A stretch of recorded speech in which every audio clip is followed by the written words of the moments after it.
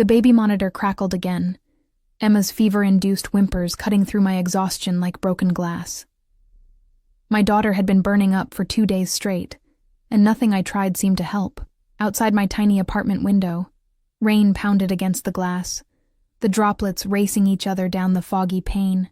3 a.m., and I hadn't slept more than 20 minutes at a stretch since yesterday. "It's okay, baby girl," I whispered, pressing my cracked lips against her forehead, the heat radiating from her tiny body making my heart race. "Mommy's going to get you better." My hands trembled as I fumbled through my contacts, searching for Dr. Miller's emergency number. The pediatrician had given it to me when Emma was born, telling me to use it only in dire situations. 6 months of single motherhood had taught me to exhaust every other option before making that call, but Emma's glassy eyes and flushed cheeks told me we'd reached that point. I squinted at the screen, my vision blurry from tears and fatigue, and typed quickly, "Dr. Miller, it's Olivia Taylor. Emma's fever won't break, 103.2, and she's barely drinking. I've tried everything. Please help. We can't afford another ER visit, but I'm scared." The message sent with a swoosh, and I collapsed back against the threadbare couch, cradling Emma against my chest. The apartment was so cold, I'd been keeping the heat low to save on bills, but her little body burned against mine like a furnace. My uniform for tomorrow's double shift at the diner hung on the bathroom door, a reminder that I couldn't afford to miss another day of work, couldn't afford another late payment notice on my door. 3 minutes later, my phone vibrated. "Address?" Just that. One word. Not Dr. Miller's usual compassionate tone, but I was too desperate to question it. "Apartment 4B, 1920 Westmoreland Ave, door code 2258. Thank you so much." I hugged Emma closer, humming softly against her damp curls. Her father had walked out when I told him I was pregnant, claiming the baby wasn't his, that I was trying to trap him.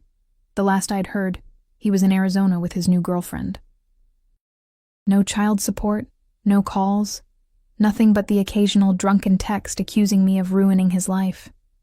Sometimes I wondered if he was right, if I'd made a terrible mistake keeping Emma, but then she'd wrap her tiny fingers around mine, and I'd realize I'd fight the entire world for her. 20 minutes passed. My eyelids grew heavier, the exhaustion of 72 sleepless hours pulling me under despite my determination to stay awake. Just as I began to drift off, a sharp knock jolted me back to consciousness. "Coming," I called weakly, struggling to my feet with Emma still clutched to my chest. I didn't bother checking the peephole. Dr. Miller had come personally instead of calling, and I was too grateful to question it. I swung the door open, words of thanks already forming on my lips. They died instantly. The man in my doorway wasn't Dr. Miller. He filled the entire frame, at least 6'3" of impeccably tailored black suit and barely contained menace. Behind him stood another man, broader and equally well-dressed, his eyes constantly scanning the hallway. But it was the first man who paralyzed me. Olive-skinned with raven-black hair swept back from a face that belonged in a Renaissance painting.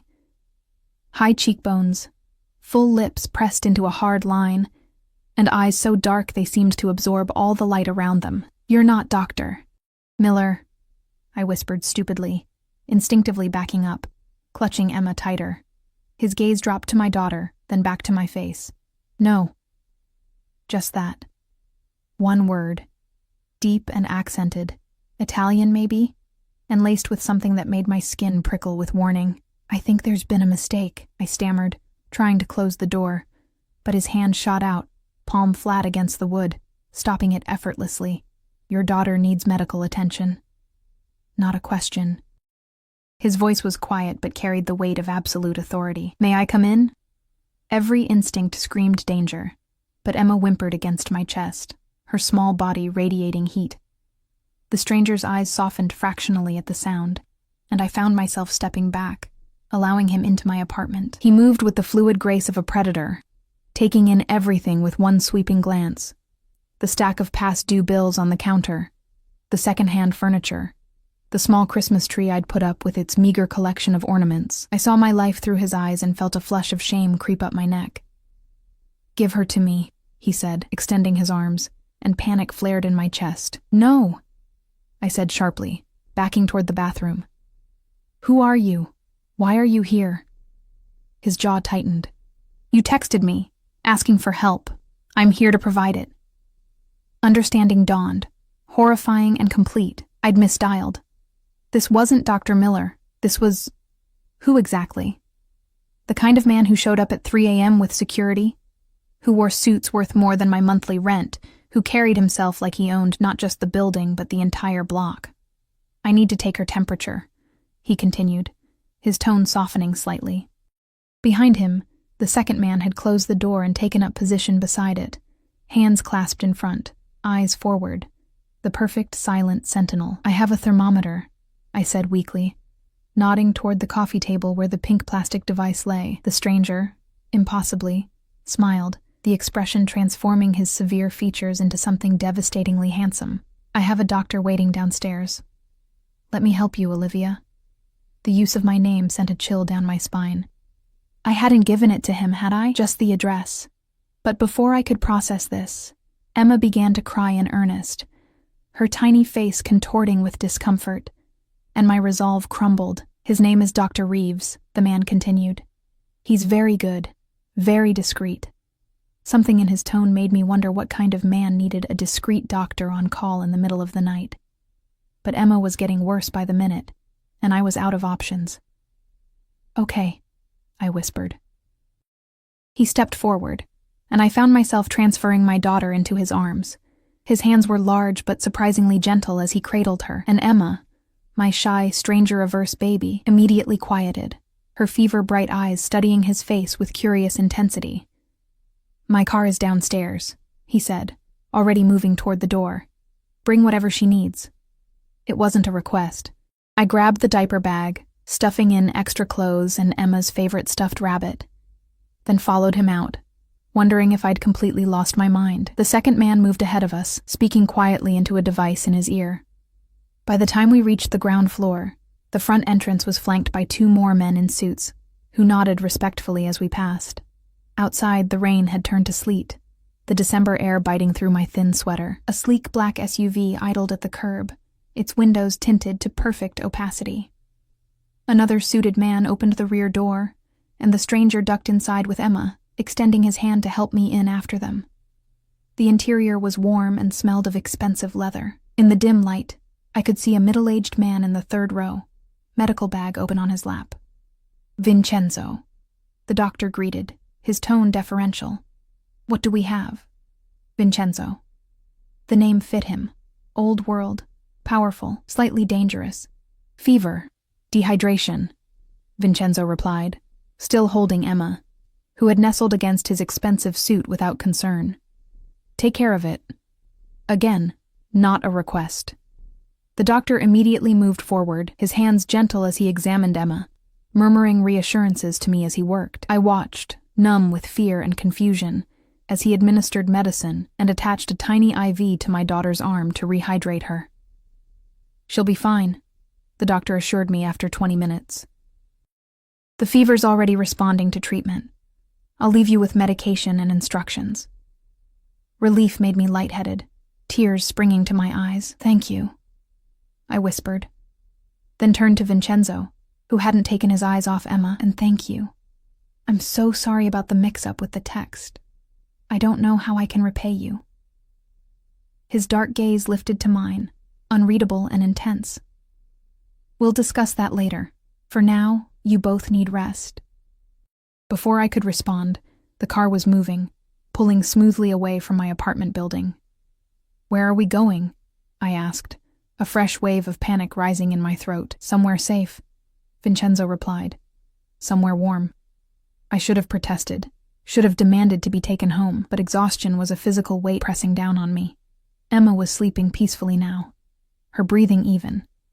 Her small face relaxed for the first time in days. And despite everything, the strange circumstances, the intimidating men, the lingering fear, I found my own eyelids growing heavy, lulled by the smooth motion of the car and the inexplicable sense that for tonight at least, someone else was taking charge. The last thing I remembered before sleep claimed me was Vincenzo's voice, low and determined, speaking to someone on the phone. Find out everything about them, everything, especially about the father. A pause and then, with deadly softness, no one abandons what belongs to me. I should have been terrified by those words. Instead, they followed me into unconsciousness like a dark promise, wrapping around me as securely as the cashmere blanket someone had draped over my shoulders. When I opened my eyes again, the world had changed completely. Sunlight streamed through floor-to-ceiling windows, illuminating a bedroom larger than my entire apartment. I lay in a massive four-poster bed, the sheets silky against my skin, a strange sense of disorientation washing over me. For one terrible moment, I couldn't remember where I was, or how I'd gotten there. Then it all came rushing back. Emma's fever, the misdialed text, the stranger named Vincenzo. Emma. I bolted upright, panic clawing at my throat. "Emma!" I cried out, scrambling to get out of the bed. My feet tangled in the luxurious sheets, sending me tumbling to the plush carpet below. The bedroom door swung open immediately, and Vincenzo stood there, his powerful frame silhouetted against the light from the hallway. And in his arms, dressed in what appeared to be brand-new pajamas, was my daughter, awake and alert, her cheeks no longer flushed with fever. "She's fine," he said, his deep voice unexpectedly gentle. "Her fever broke around dawn. Dr. Reeves checked her again an hour ago." Relief made my knees weak, and I sank back onto the edge of the bed, tears pricking my eyes. "Thank God," I whispered. Vincenzo crossed the room and, without asking, placed Emma in my arms. She gurgled happily, patting my face with her tiny hands, seemingly completely recovered. I pressed my lips to her forehead, cool and dry, exactly as it should be. "Thank you," I said, looking up at the man who towered over us. In the daylight, he was even more intimidating, and devastatingly handsome, than he had been in the dim light of my apartment. His suit was different today, charcoal gray rather than black, but no less impeccable. "But I really need to get home. I have a shift at—" "You've been given the week off," he interrupted, his tone making it clear this wasn't up for discussion. "Paid leave. Your manager was very understanding." I stared at him, uncomprehending. "You called the diner. How did you even know where I work?" A small, almost predatory smile curved his lips. "I know everything about you now, Olivia Taylor.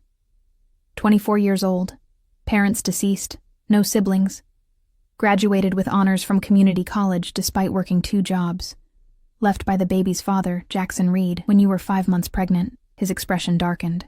"No child support, no assistance, working 60 hours a week to barely keep afloat."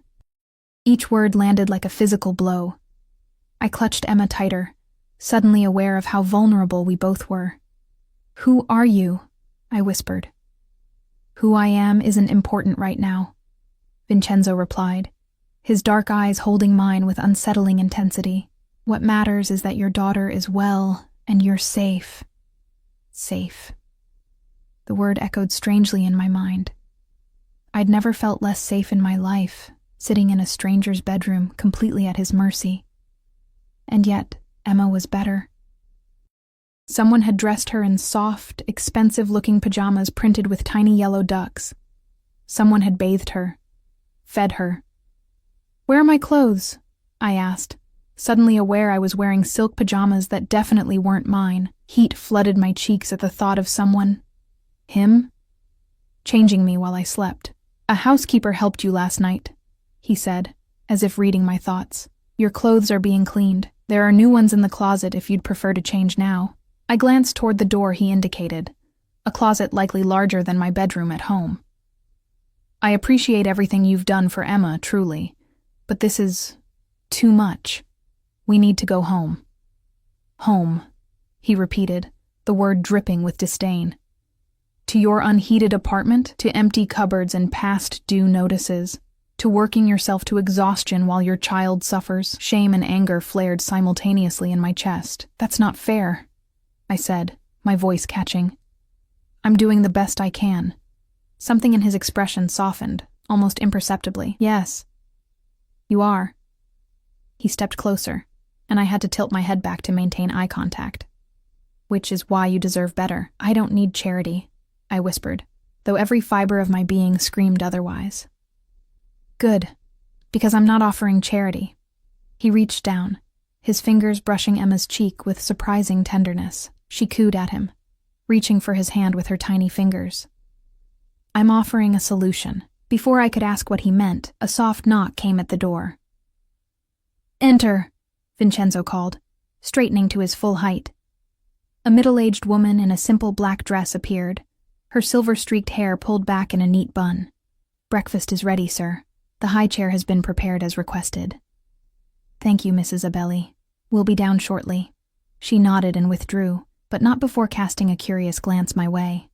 I wondered how often Vincenzo brought home strays in need of rescue. "You should eat," he said, turning back to me. "Regain your strength. We'll talk after." The statement left no room for argument. I found myself nodding, rising to my feet with Emma still in my arms. "I'll just change first?" He inclined his head slightly, a gesture both regal and permissive, then turned and left me alone in the vast bedroom. The closet, as I suspected, was obscenely large.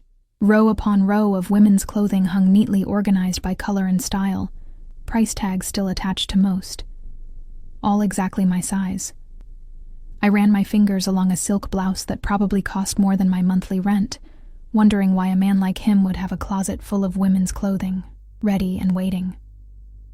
I selected the simplest items I could find, jeans and a soft cream sweater, and dressed quickly, keeping Emma close on the massive bed, surrounded by pillows to prevent her from rolling off. The clothes fit perfectly, the fabric caressing my skin in a way my threadbare wardrobe never did. The hallway outside was long and elegant, the walls adorned with what looked like original artwork. I followed the scent of coffee and pastries. Emma balanced on my hip, her curious eyes taking in everything around us. The dining room was something out of a magazine. A massive table that could seat 20, crystal chandelier overhead, floor-to-ceiling windows overlooking what appeared to be a private garden, now dusted with December snow. Vincenzo sat at the head of the table, a newspaper open before him, a steaming cup of espresso at his elbow. He rose when I entered, that old-world courtesy again, indicating the seat to his right where a high chair had been placed. A high chair that looked brand new, along with the collection of baby items arranged nearby. Bottles, formula, tiny jars of organic baby food. "You've been busy," I commented, settling Emma into the chair. She immediately slapped her hands against the tray, delighted with her new perch. "I'm a man who believes in preparation," he replied simply. A server appeared almost instantly, placing a plate before me laden with eggs, pastries, and fresh fruit, along with the largest cup of coffee I'd seen outside of a chain store. My stomach growled audibly, reminding me I hadn't eaten a proper meal in days. "Please," Vincenzo gestured toward the food. "Eat." I did, trying to maintain some semblance of dignity, while wanting to devour everything in sight. Emma seemed equally pleased with the tiny portion of pureed fruit the server brought for her, accepting each spoonful with eager noises. "She likes you," I observed as Vincenzo watched Emma with undisguised fascination. "Children and animals," he replied cryptically. "They sense things adults have forgotten." We ate in silence for several minutes, the only sounds Emma's happy babbling and the clink of silverware against fine china. I used the time to study my surroundings more carefully, noting the discreet presence of security personnel positioned near doorways and windows. Through the window, I could see the city skyline in the distance. We were far from my downtown apartment, likely in one of the exclusive neighborhoods on the outskirts I'd only ever driven past. "Your home is beautiful," I said finally, setting down my fork. "One of them," he corrected, his attention returning to me. "I rarely stay in one place for long." "Because of your work?" I ventured, testing the waters. A small, dangerous smile played at the corners of his mouth. "You could say that. And what exactly is your work, Vincenzo?" He considered me for a long moment, his dark eyes unreadable. "I solve problems," he said finally. "I create order from chaos. I protect what's mine." A chill ran down my spine at the possessive note in his voice. "And what am I? A problem to be solved?" "No, Olivia," he said, my name rolling off his tongue like silk. "You're a solution I never knew I was seeking." Before I could decipher that cryptic statement, Emma began to fuss, tired of confinement. Without thinking, I lifted her from the high chair and settled her on my lap, where she immediately began playing with the napkin, content once more. "She's beautiful," Vincenzo observed. "She has your eyes." "Thank you," I murmured, smoothing Emma's wild curls. "She's everything to me. And her father?" The question came casually, but there was nothing casual about the hard glint that appeared in his eyes. I tensed. "Not in the picture. His choice. Some men don't deserve the gifts they're given," Vincenzo said softly, dangerously. "Tell me about him." Something in his tone made me wary. "There's not much to tell. We dated for 8 months. I got pregnant. He decided parenthood wasn't for him." "He abandoned you both," Vincenzo stated flatly. "No support? No contact?" I shifted uncomfortably. "He texts sometimes when he's drunk. Nothing worth responding to." "I see. Just 2 words, but they contained multitudes. And if he were to return? To claim his rights as a father?" The question made my blood run cold. It was my greatest fear, that Jackson would reappear, not out of love for Emma, but to punish me, to disrupt the fragile stability I'd created. "He won't," I said, more firmly than I felt. "He made it very clear he wants nothing to do with us." Vincenzo nodded slowly, as if filing this information away. "Good." The simple response was layered with meaning I couldn't quite grasp. But before I could question him further, Mrs. Abelli appeared at the doorway. "Sir, Mr. Russo has arrived for your 9 o'clock. Vincenzo checked his watch, a timepiece that probably cost more than my car, and nodded. "Show him to my office. I'll be there momentarily." He turned back to me as Mrs. Abelli withdrew. "I have business to attend to. Mrs. Abelli will show you to the nursery. It's been prepared for Emma. You're welcome to explore the main floor and grounds, but I ask that you stay within the property lines. My security team has orders to ensure your comfort and safety." Orders. Security team. Property lines. The words conjured images of a gilded cage, beautiful but confining. "Are we prisoners here?" I asked, unable to keep the edge from my voice. His expression darkened. "Never that," he said firmly. "You're my guests. But until I'm certain of your safety, I prefer you remain where I can protect you." "Protect us from what?" Alarm crept into my voice. "We were fine before you texted a stranger in the middle of the night.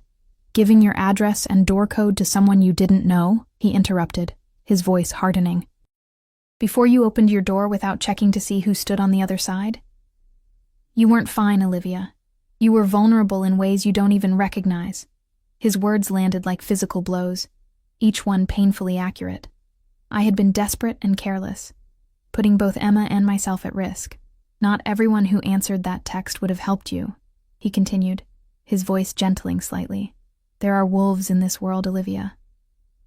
I'm merely asking you to stay behind my walls until I'm satisfied the forest is clear." The metaphor wasn't lost on me, nor was the implication that he himself might be the most dangerous wolf of all. But Emma was cooing contentedly in my arms, her fever gone, her cheeks pink with health rather than illness. "How long?" I asked finally. "A few days, a week at most." He stood, buttoning his suit jacket with a fluid grace that spoke of a lifetime of privilege. "Consider it a vacation. When was the last time you had one of those?" "Never," was the truthful answer. Even before Emma, there had always been work or school or caring for my ailing mother in her final days. Vacation was a foreign concept, a luxury for people who inhabited a different world than mine. A world like his. "Fine," I conceded. "1 week? Then we go home." Something like satisfaction flickered across his features. 1 week, he agreed, though something in his tone suggested he believed otherwise. "Mrs. Abelli will see to your needs. I'll join you for dinner this evening." With that, he departed, leaving me alone with Emma and 1,000 unanswered questions. Chief among them, why did a man like him care what happened to a woman like me? Mrs. Abelli reappeared minutes later, her kind face a welcome relief from the intensity of Vincenzo's presence. "If you'll follow me, Ms. Taylor, I'll show you to the nursery. We've prepared it specially for little Emma." "Thank you," I said, rising to follow her. Emma balanced on my hip. Miss Isabelli, how long have you worked for Vincenzo? She led me through a series of elegant hallways, her pace unhurried. Nearly 30 years since he was a boy. I was his nanny before I became his housekeeper. This surprised me. You raised him? A shadow crossed her face. After his mother died, yes. His father was often away on business. What kind of business? I pressed gently. She glanced at me, her expression carefully neutral. I'm sure Mr. Vincenzo will share whatever he wishes you to know. We reached a set of double doors, which she pushed open to reveal the most beautiful nursery imaginable. Soft yellow walls, hand-painted with delicate woodland creatures. A crib that looked handcrafted, with the finest linens. A rocking chair beside a window overlooking the gardens. Shelves filled with books and toys. A changing table stocked with supplies. Everything new. Everything perfect. This is... I couldn't find the words, emotion clogging my throat. When did he do all this? Mr. Vincenzo called ahead last night, Mrs. Abelli explained, watching as Emma squirmed to be put down, eager to explore her new surroundings. He has resources. When he wants something done, it happens quickly. I set Emma on the plush carpet, watching as she immediately crawled toward a stuffed rabbit nearly as big as she was. And what does he want with us, Mrs. Abelli? The older woman studied me for a long moment. Mr. Vincenzo has always been alone, she said finally. Even in a crowded room, until now. Mrs. Abelli's words lingered in my mind as she quietly excused herself, leaving Emma and me alone in the fairy tale nursery. I sank into the rocking chair, watching my daughter explore her new surroundings with gleeful abandon. Torn between gratitude and unease, Mr. Vincenzo has always been alone, even in a crowded room, until now. What did that mean for us? What was I to him? A charity case? A novelty? Something more sinister? The rational part of my brain urged caution, reminded me that normal people didn't bring strangers into their homes and prepare nurseries overnight. But another part, the part that had struggled alone for so long, whispered that perhaps this was simply kindness. Excessive, overwhelming kindness from a man who had the resources to indulge it. Emma's delighted squeal pulled me from my thoughts. She had discovered a basket of toys, each one looking more expensive than everything I'd been able to give her in her 6 months of life. My chest tightened with a complicated mix of emotions. Gratitude that she could experience such luxuries, shame that I couldn't provide them myself, and a creeping sense of obligation to the man who could. I spent the morning in the nursery with Emma, reading to her from the beautiful books on the shelves, playing with toys that were clearly designed for developmental stimulation, and trying not to think about the fact that we were essentially living in a stranger's house with no idea when, or if, we'd be allowed to leave.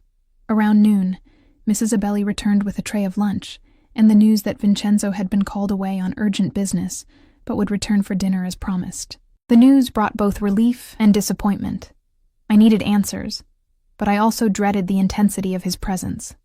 Is there a phone I could use? I asked as she set down the tray.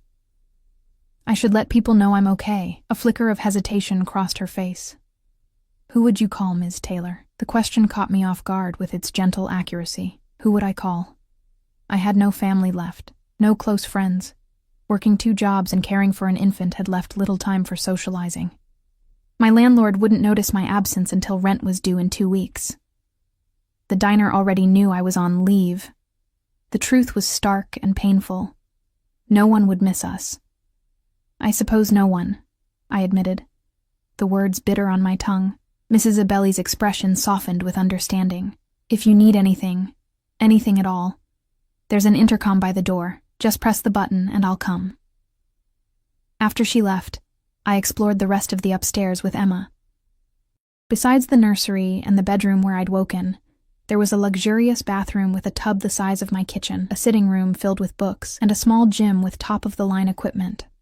Every window offered spectacular views of manicured grounds, now blanketed in snow, and each room was impeccably decorated. Beautiful but impersonal, like a high-end hotel suite. There were no personal photographs, no mementos or keepsakes.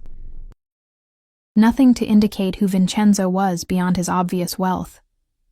The few doors that remained closed were locked, silently enforcing the boundaries of our gilded cage. By late afternoon, Emma was napping peacefully in her new crib, and restlessness drove me downstairs. The main floor was even more impressive than the upper level. A grand foyer with marble floors, a living room with soaring ceilings, a formal dining room where we'd had breakfast, and a library with floor-to-ceiling bookshelves.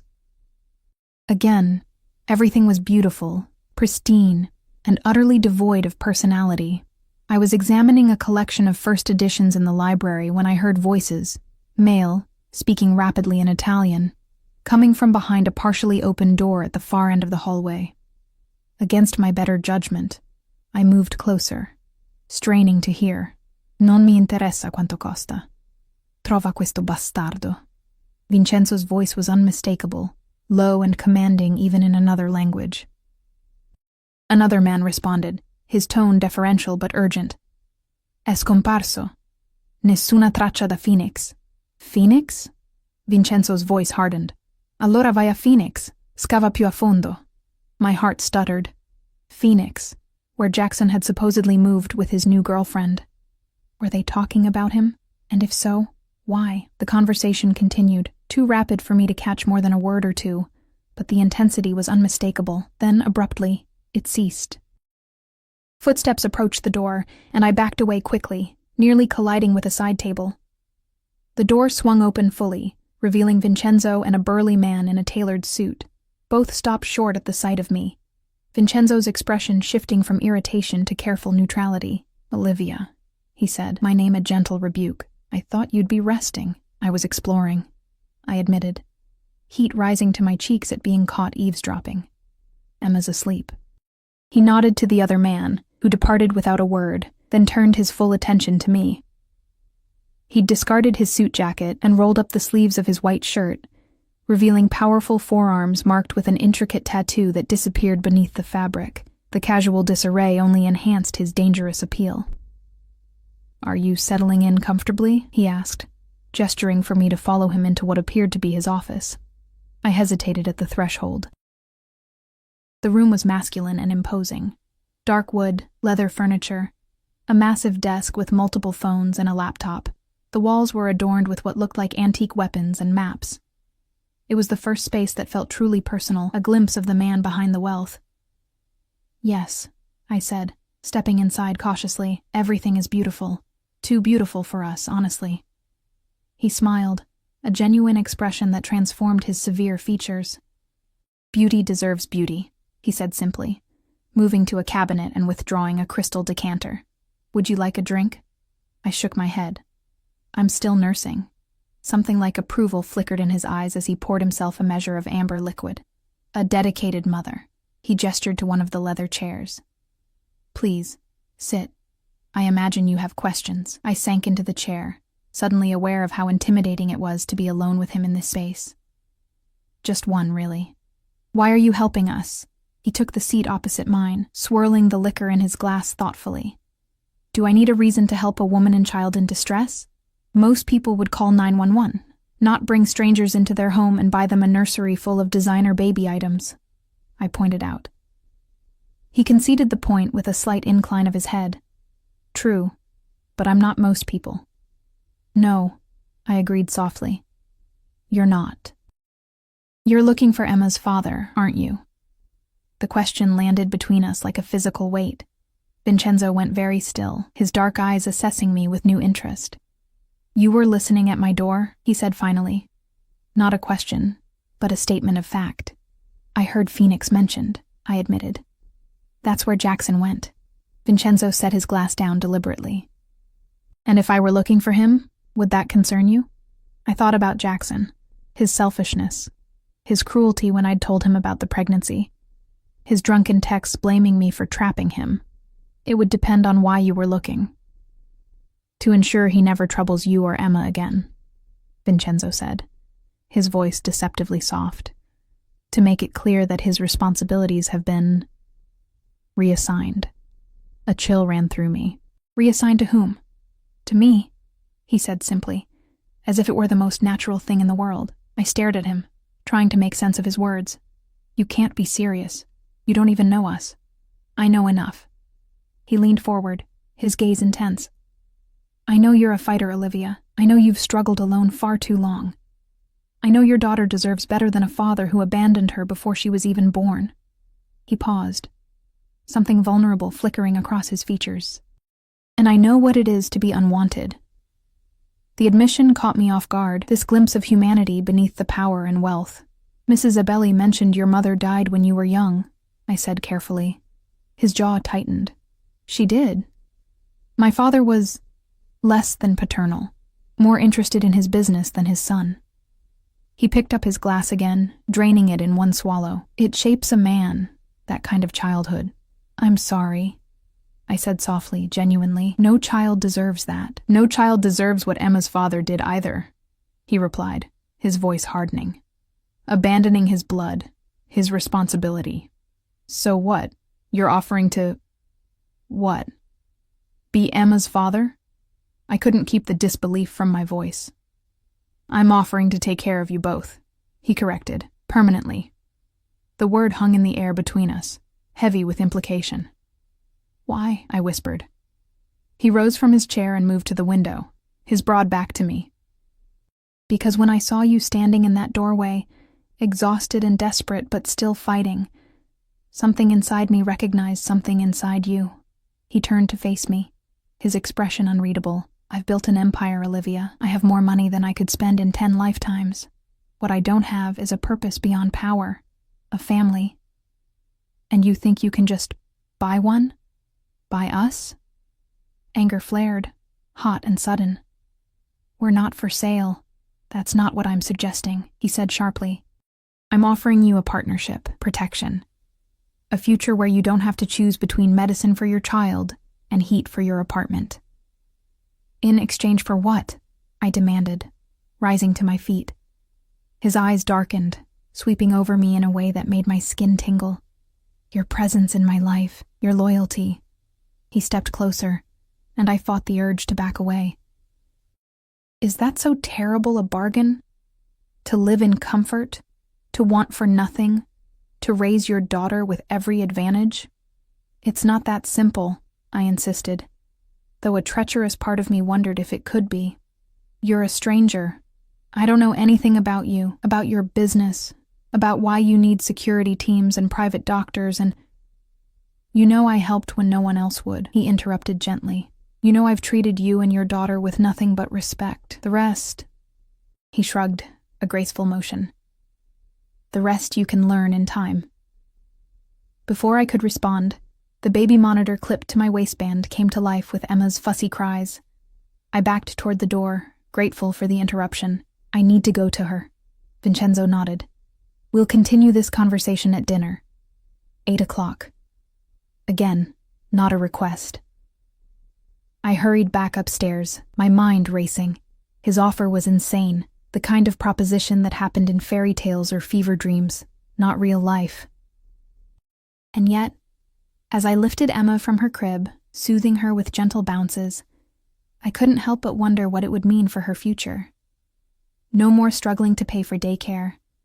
No more wondering if we'd have enough for next month's rent. No more working double shifts while missing her first steps, her first words. But at what cost? And who exactly was the man making the offer? I changed and fed Emma, then spent the next hour playing with her on the nursery floor, trying to sort through my tangled thoughts. By the time Mrs. Abelli appeared to inform me that dinner would be served soon and a selection of evening wear had been laid out in my room, I was no closer to a decision. The selection turned out to be a single dress. Midnight blue, floor length, with a modest neckline but an almost entirely backless design. Beside it lay a velvet box, containing a diamond necklace and matching earrings that had to be worth more than everything I'd ever owned combined. The message was clear. Vincenzo was escalating from generous host to something more proprietary. The dress would mark me as his in some way, the jewelry a down payment on the bargain he was proposing. I left both untouched, dressing instead in the jeans and sweater I'd worn earlier. If we were going to have this conversation, I needed to be myself, not some Cinderella version he was trying to create. Emma was already asleep again, the day's excitement having worn her out. when I made my way downstairs at precisely 8 o'clock. The dining room was transformed from breakfast. Candles flickered in silver holders, casting a warm glow over the elegantly set table. Vincenzo stood by the window, a glass of wine in hand, still in his business attire. His eyes narrowed slightly when he saw me, taking in my deliberate rejection of his gifts, but he said nothing about it. "You look beautiful," he said instead, pulling out my chair, "though I see you declined my offerings." "They were too much," I replied, sitting down. Like everything else, he took the seat at the head of the table, his presence somehow filling the entire space. "I've never believed in half measures, Olivia. Clearly," I murmured as servers appeared, presenting the first course, something delicate and French that I couldn't pronounce but that melted on my tongue. We ate in silence for several minutes, the tension between us building with each passing moment. Finally, I set down my fork. "Your offer," I began. "It's impossible." "Few things truly are," he countered. "Improbable, perhaps. Difficult, certainly. But impossible? No." "You don't know me," I insisted. "You can't possibly want—" "I know enough," he interrupted, echoing his words from earlier. "The rest, as I said, will come with time. And if I say no, if I take Emma and walk away tomorrow—" A dangerous stillness settled over Vincenzo at my question. The candlelight cast shadows across his face, emphasizing the sharp angles of his cheekbones and the intensity in his dark eyes. "If you wish to leave tomorrow, I won't stop you," he said finally, his voice deceptively soft. "I'll have you driven back to your apartment. You'll find 6 months' rent paid in advance, a new heating system installed, and a generous amount deposited in your bank account." He took a slow sip of his wine, "Enough to make your life comfortable while you consider my offer more thoroughly." I blinked, taken aback by his response. I'd expected threats, not more generosity, and if I never accept, then the money is yours to keep, with no strings attached. He set his glass down carefully. "Though I think you will accept, eventually." His confidence should have angered me, but there was something almost vulnerable beneath it, as if he genuinely couldn't imagine a scenario where I wouldn't ultimately choose him. "Why?" I asked again. The question that had been haunting me since I'd woken in his home. Why me? Why us? Vincenzo studied me for a long moment before answering. "There are moments, Olivia, that alter the course of a life, moments when something shifts, and nothing that follows can ever be the same." He leaned forward slightly. "When I saw you standing in that doorway, holding your child, exhausted but undefeated, I knew." "Knew what?" I whispered. "That you were meant to be mine." He said it simply, as if stating an indisputable fact. "Both of you." A shiver ran through me at his words, at the absolute conviction behind them. "People aren't possessions, Vincenzo." "No," he agreed. "They're far more valuable, which is why they should be protected, cherished, kept safe from a world that would harm them." His gaze held mine, unwavering. "I can do that for you, Olivia, for Emma. I can give you both the security you deserve." The main course arrived then, perfectly cooked steaks with roasted vegetables, giving me a moment to collect my thoughts. The rational part of my brain screamed that this was madness, that I should grab Emma and run as far as possible from this man and his intensity. But another part, the part that had struggled for so long, whispered that perhaps fate had finally decided to be kind. "Your business," I said carefully after the servers had departed. "What exactly do you do, Vincenzo?" A small, almost predatory smile curved his lips. "I have many business interests: import-export, real estate, private security, consulting." That's not an answer. It's the answer I'm prepared to give tonight. He cut into his steak with precise movements. Suffice it to say, I have resources, influence, the ability to ensure that no harm comes to what's mine. There it was again. That language of ownership that should have repelled me, but instead sent a confusing thrill down my spine. "Are you dangerous?" I asked, forcing myself to meet his gaze. "To those who would threaten my family?" "Yes." He didn't hesitate, didn't soften the truth. "To you and Emma? Never." Family. The word hung between us, loaded with meaning. We're not your family, Vincenzo. Not yet, he conceded. But you could be. The remainder of dinner passed in a blur of exquisite food and carefully neutral conversation. Vincenzo asked about my childhood, my education, my hopes before life had intervened with responsibilities. I found myself telling him things I rarely shared, about my mother's long illness, about working through community college to earn a degree I never got to use, about the dreams I'd set aside when pregnancy had upended my careful plans. He listened with genuine interest, offering neither pity nor platitudes, simply absorbing my story as if each detail were precious. You wanted to be a nurse, he observed as dessert was served. Why didn't you continue after Emma was born? I laughed, the sound hollow even to my own ears. Have you priced childcare lately?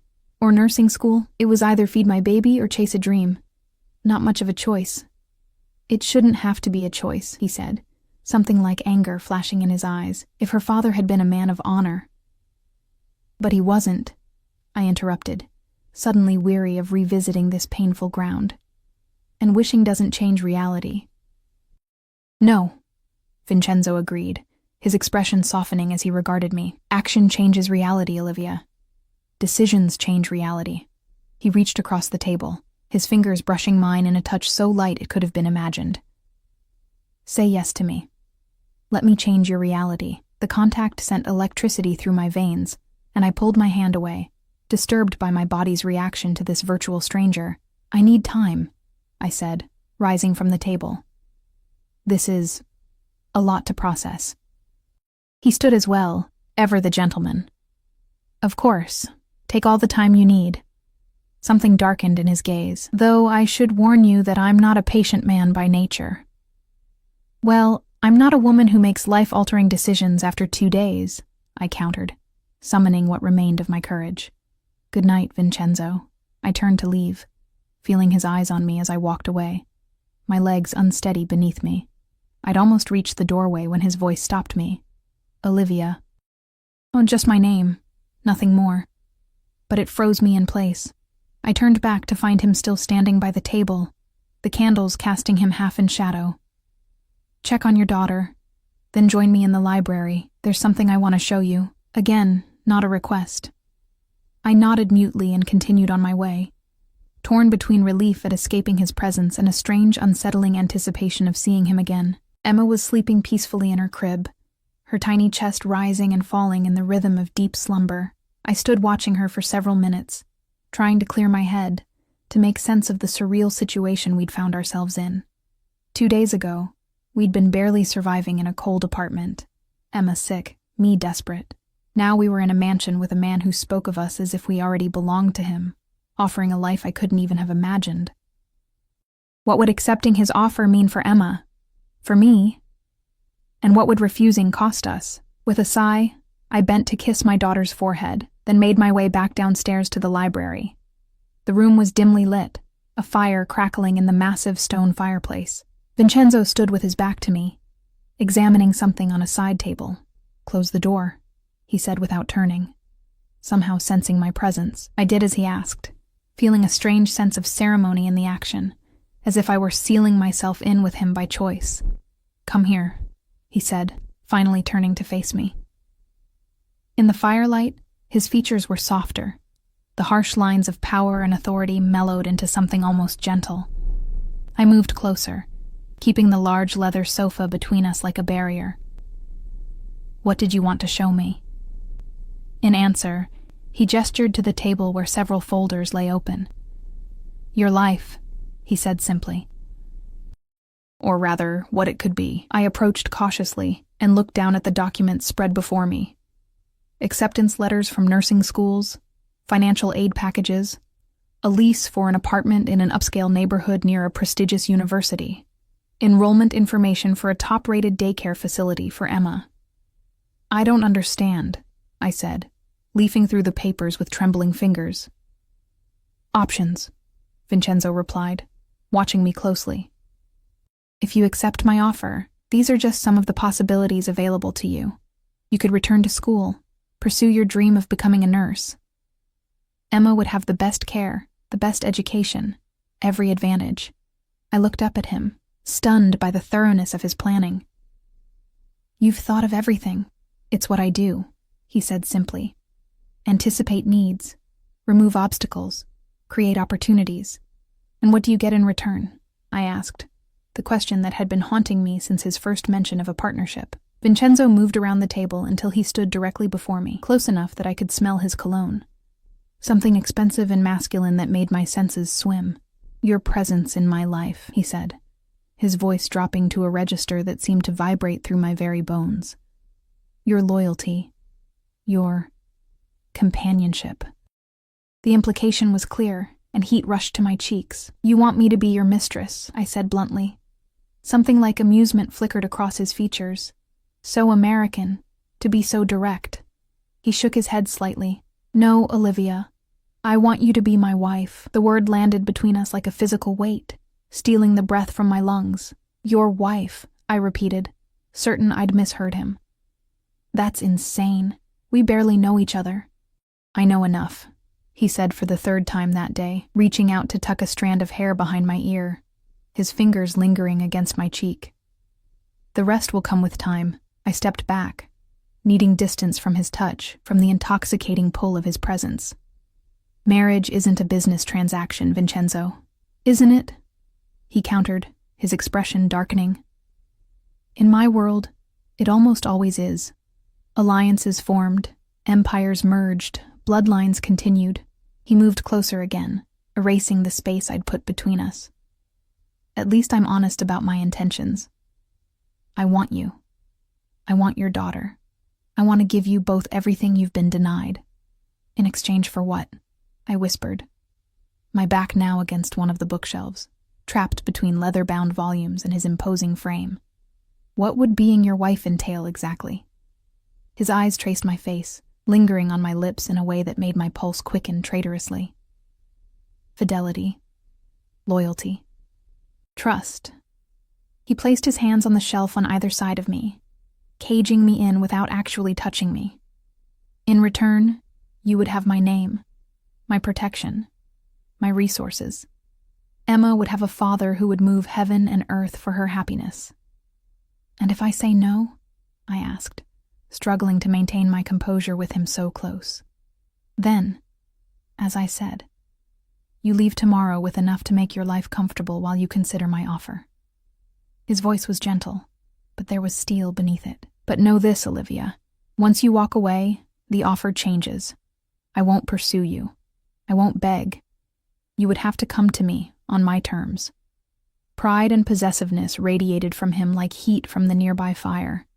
This was a man unaccustomed to rejection, to not getting exactly what he wanted when he wanted it, and yet, he was offering me a choice. Constrained, perhaps, but still a choice. "I need time," I said again, ducking under his arm to move away from the bookshelves, away from the dangerous magnetism of his proximity. "Until tomorrow," he conceded. "No longer." I nodded, suddenly desperate to escape the intensity of his gaze, the weight of the decision before me. "Good night, Vincenzo." This time, he let me go without stopping me. I fled upstairs, my heart pounding in my chest, my thoughts a chaotic jumble of fear, confusion, and, most disturbing of all, temptation. In the safety of my room, I sank onto the edge of the bed, trying to make sense of everything that had happened. A marriage proposal from a virtual stranger, a future laid out like merchandise in a display case, tempting and terrifying in equal measure. And beneath it all, the nagging suspicion that there was far more to Vincenzo than he was revealing, darker currents beneath the surface of wealth and power. I moved to the window, gazing out at the moonlit grounds below, at the security personnel patrolling the perimeter, at the high walls separating this estate from the outside world. A gilded cage, beautiful but confining. Would it feel that way as his wife? Would the luxury compensate for the loss of independence, for binding myself to a man I barely knew? And what about Emma? What kind of life would she have as the daughter of a man like Vincenzo? Protected, privileged, but at what cost? As if summoned by my thoughts, a soft cry came from the baby monitor. I moved quickly to the adjoining nursery, lifting Emma from her crib before her fussing could escalate to full cries. She settled against my chest, her tiny hand clutching at my sweater. "What should we do, sweet girl?" I whispered. Swaying gently in the darkness, "What's the right choice for us?" She made a small, contented sound, already drifting back to sleep in my arms, so trusting, so completely dependent on my decisions. The weight of that responsibility pressed down on me like a physical burden. A soft knock at the nursery door startled me. I turned to find Vincenzo standing in the doorway, his imposing figure silhouetted against the light from the hallway. "Is she all right?" he asked, his voice hushed. "Just stirring," I replied, continuing to rock her gently. She does this sometimes, wakes briefly, then goes right back to sleep. He moved into the room with that fluid grace that seemed at odds with his size, coming to stand beside us. In the dim light from the nightlight, his expression was softer than I'd seen it before, almost vulnerable as he gazed down at Emma.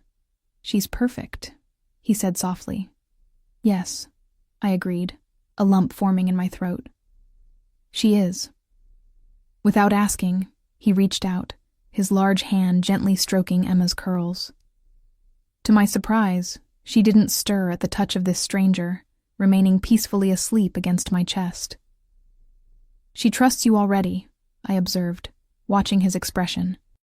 "Children know," he said simply. "They sense things adults have forgotten how to perceive."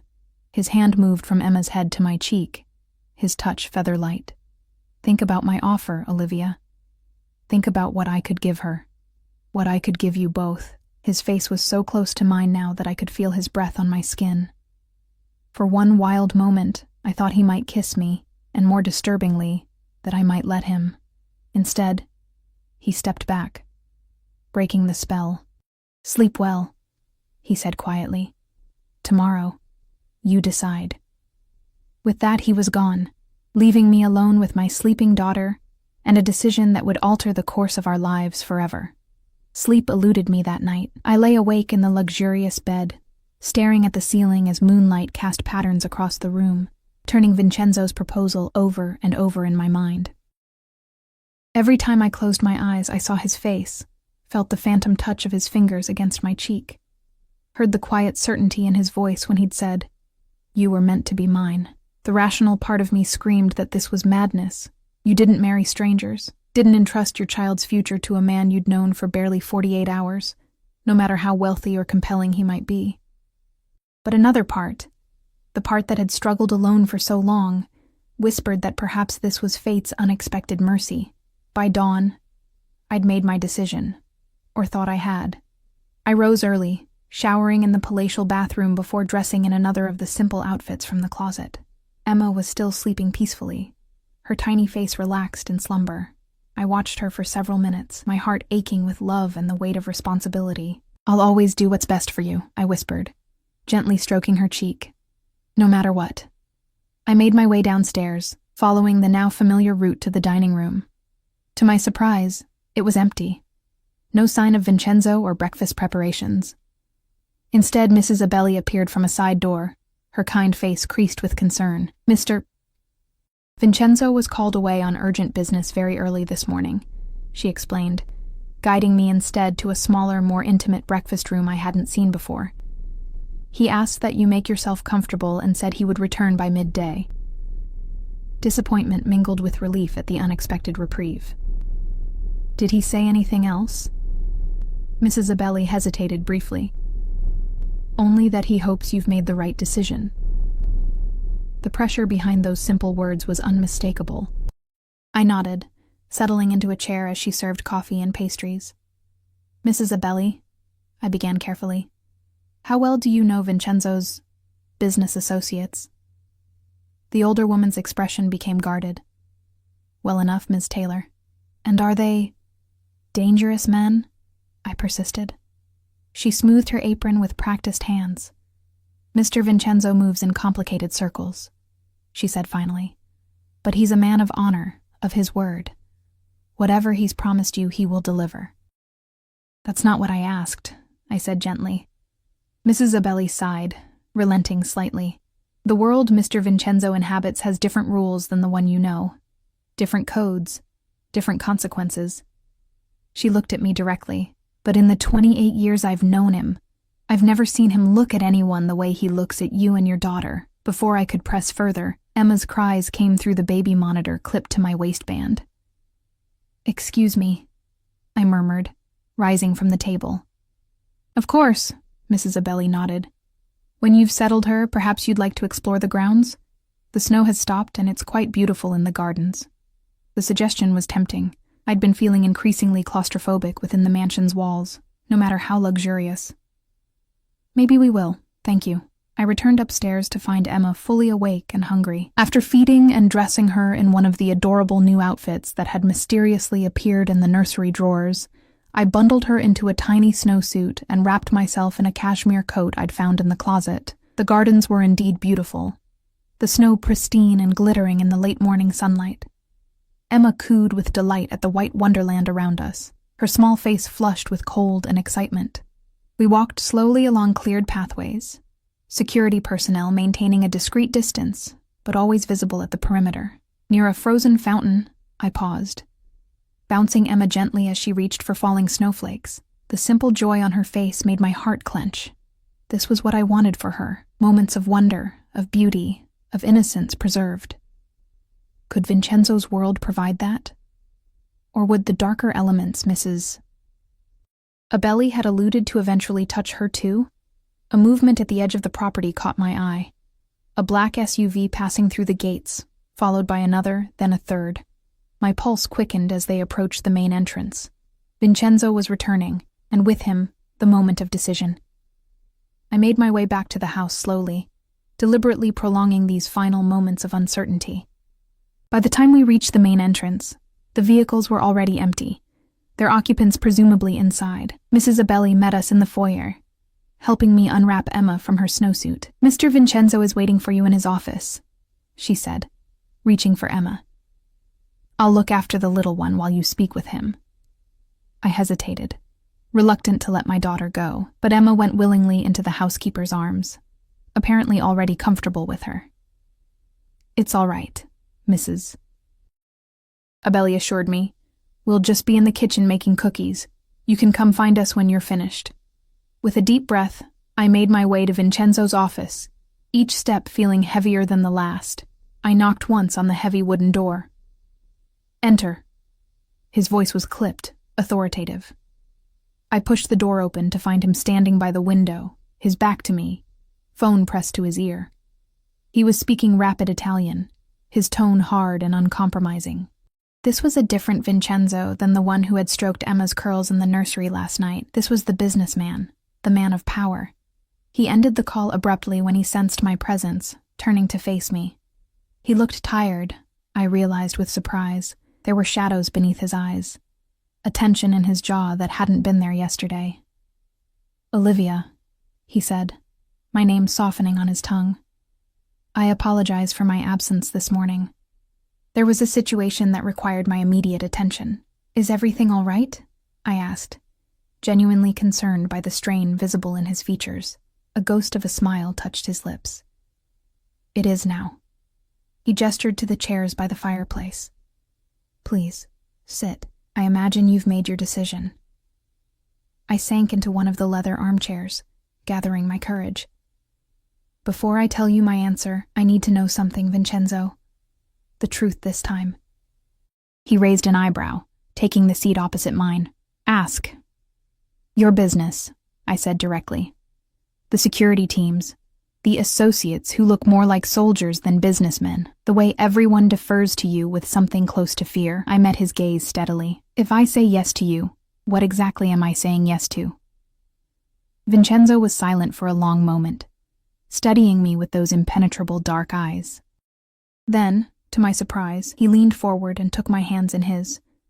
The first time he'd initiated such direct, sustained contact. "My father," he began, his voice low and controlled, "built an organization based on fear, on violence, on control. When he died, I inherited his empire, and all the darkness that came with it." His thumbs traced circles on my palms, the gesture almost absent-minded. "For years, I've been working to legitimize our interests, to move away from the old ways into more acceptable ventures." "The old ways," I repeated softly. You're talking about organized crime. The Mafia. He didn't flinch at the accusation. My family has been powerful for generations, yes, and not always on the right side of the law. His grip on my hands tightened slightly. But I am not my father, Olivia. What I build now, I build legally. Real estate, security firms, import-export businesses. Clean money. But the old connections remain, I pressed. The old methods. A shadow passed across his features. Some ties cannot be severed overnight. Some situations still require traditional approaches. He released my hands suddenly, as if afraid his touch might taint me. This is my world, Olivia. I won't pretend it's something it's not. If that changes your answer, it doesn't, I interrupted, the words escaping before I could reconsider them. Vincenzo went still, his eyes searching my face. What are you saying? I took a deep breath, committing myself to the path I'd chosen during the long, sleepless night. I'm saying yes to your offer, but not in the way you proposed. Confusion flickered across his features. Explain. I won't marry you. Not now, not like this, I said firmly, but I will accept your help for Emma's sake. The nursing school, the apartment near campus, the daycare for her. Yes to all of that. His expression darkened. And in return? In return, I'll stay in your life. You'll be part of Emma's life. You'll have the chance to prove that what you feel for us is real, not just some possessive impulse triggered by a wrong number text. I held his gaze steadily. If, after a year, we both feel this is right, truly right, then we can discuss marriage. Vincenzo rose abruptly, moving to stand before the fireplace, his back to me. The rigid line of his shoulders spoke of tightly controlled emotion. You counter my proposal with conditions, he said finally, his voice dangerously soft. Few people have the courage to negotiate with me, Olivia. I'm not negotiating, I corrected, standing as well. I'm offering the only answer I can give that respects both your feelings and my own judgment. I have to protect Emma, and myself. He turned then, and the expression on his face took my breath away. A mixture of frustration, admiration, and something deeper, more vulnerable than I'd yet seen from him. 1 year, he repeated, moving toward me with that predatory grace. 1 year of what exactly? Of getting to know each other, I said, holding my ground as he approached, of building trust, of seeing if this connection between us is real or just circumstance and gratitude. He stopped directly before me, close enough that I had to tilt my head back to maintain eye contact.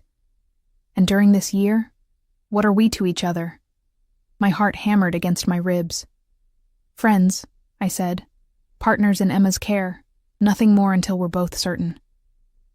Nothing more, he echoed, his voice dropping to a register that sent heat cascading through me. That will be challenging. The tension between us was palpable, electric. For a moment, I thought he might ignore my conditions entirely and pull me into his arms. Part of me almost hoped he would, a realization that both frightened and thrilled me. Instead, he took a deliberate step back. 1 year, he agreed finally, with one condition of my own. What's that? I asked, both relieved and disappointed by the distance he'd put between us. You live here in my home, he said firmly. You and Emma. Separate wings if you prefer, complete privacy, but under my roof where I can ensure your safety. I hesitated. I need independence, Vincenzo. That's part of this. Independence doesn't mean vulnerability, he countered. My enemies, and yes, I still have them, would see you as a way to hurt me the moment they learned of your importance. Here, you're protected. At school, you'll have security, discreet, but present. The reality of what it meant to be connected to a man like him settled over me like a weight. This is what it would always be like, isn't it? Security details, constant vigilance. For now, he conceded. Until certain matters are fully resolved. But yes, protection would always be a consideration. His expression softened slightly. Is that so terrible? To know that no harm could ever come to you or Emma? Put that way, it was hard to argue against. All right, I agreed reluctantly. We'll stay here, but I need my own space, my own life beyond these walls. Done, he said immediately, as if afraid I might change my mind. The East Wing is yours. The staff will answer to you directly for anything you need. Your school schedule is yours to determine. Come and go as you please. With security, of course. The speed of his agreement surprised me. You're not going to argue more? Something like amusement flickered across his features. Olivia, you've just agreed to live under my roof for a year. To give me daily access to you and Emma, to allow me to prove myself worthy of you both. His voice dropped lower. I may be demanding, but I'm not a fool. I know when I've been given a gift. The sincerity in his tone made my throat tighten unexpectedly. Before I could respond, a commotion in the hallway caught our attention. Emma's delighted squeals and Mrs. Abelli's gentle laughter. The door opened without a knock, and the housekeeper appeared with Emma in her arms, the baby's face smeared with what looked like chocolate cookie dough. I'm so sorry to interrupt, Mrs. Abelli began, but she was asking for her mama and— It's fine, Vincenzo interrupted, his severe expression melting into something softer as he gazed at Emma. We were just finishing our discussion. I moved to take Emma, who reached for me with sticky hands, babbling happily. As I settled her on my hip, I looked back at Vincenzo. So we have an agreement? 1 year. Friends and co-parents only. Then we decide. We have an agreement, he confirmed, his dark eyes intense as they moved from Emma's face to mine. Though I should warn you, Olivia, I don't intend to lose. Mrs. Abelli discreetly withdrew, leaving the three of us alone in the office. Emma, oblivious to the significance of the moment, reached out a chocolate-covered hand toward Vincenzo. To my surprise, he didn't hesitate, stepping forward to let her tiny fingers grasp his much larger one. Hello, little one, he murmured, his voice gentler than I'd ever heard it. It seems we're going to be family after all. Not yet, I reminded him softly. Maybe someday. He looked up from Emma to me, and the expression in his eyes made my breath catch. Possession mingled with something that looked remarkably like love. Someday soon, he corrected, his free hand coming up to touch my cheek with exquisite gentleness. I'm a patient man when the prize is worth waiting for. As Emma babbled happily between us, her tiny hand still clutching Vincenzo's finger, I felt something settle in my chest. Not certainty. Not yet. But possibility. The possibility of a future I'd never dared imagine, with a man as dangerous as he was compelling. 1 year to discover if the connection that had formed between us in the strangest of circumstances could grow into something real and lasting. 1 year to learn if the darkly powerful man who had claimed us as his own could truly become the husband and father we needed. 1 year that somehow, I already suspected, would change everything. As if reading my thoughts, Vincenzo smiled, a real smile that transformed his severe features and reached his eyes. Welcome home, Olivia, he said softly. Both of you. And despite all my reservations, all my carefully constructed conditions, I found myself smiling back. Thank you for answering a wrong number, I whispered. His hand moved from my cheek to the back of my neck, warm and strong, drawing me fractionally closer. It was the most right-wrong number of my life. With Emma between us, chocolate-covered and giggling, and Vincenzo's dark eyes promising a future I could barely comprehend, I felt, for the first time in longer than I could remember, truly safe. Not just because of his wealth or his power, but because of the fierce protectiveness I saw when he looked at us, the determination to keep what he considered his from all harm. 1 year. It would be complicated, challenging, probably dangerous at times. But as Emma reached her other hand toward me, connecting the three of us in a circle, I knew I'd made the right choice. Sometimes the wrong number leads to exactly the right destination.